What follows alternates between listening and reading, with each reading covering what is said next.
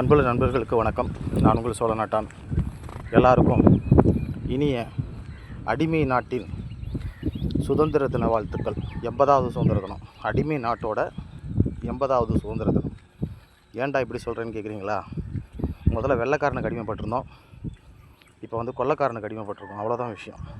அதுலேயும் இந்த கட்சிக்காரனுங்கள்ட்ட அடிமைப்பட்டு கிடக்கு நாடு.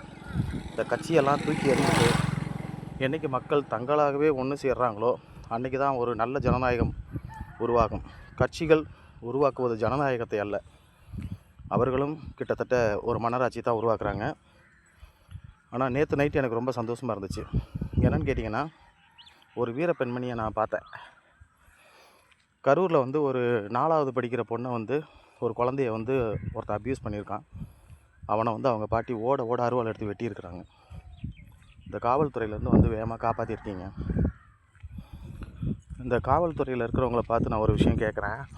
நீங்கள் எல்லாருமே வந்துட்டு இந்த மாதிரி குற்றவாளிகளுக்கு தான் வந்துட்டு பாதுகாப்பு கொடுக்குறீங்க.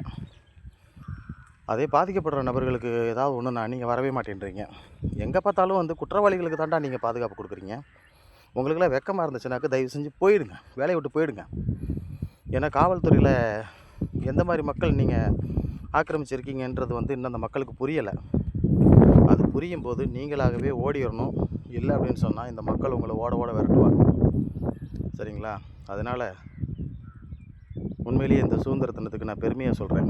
அந்த கரூர் பாட்டிக்கு உண்மையிலேயே ஒரு ராயல் சல்யூட்.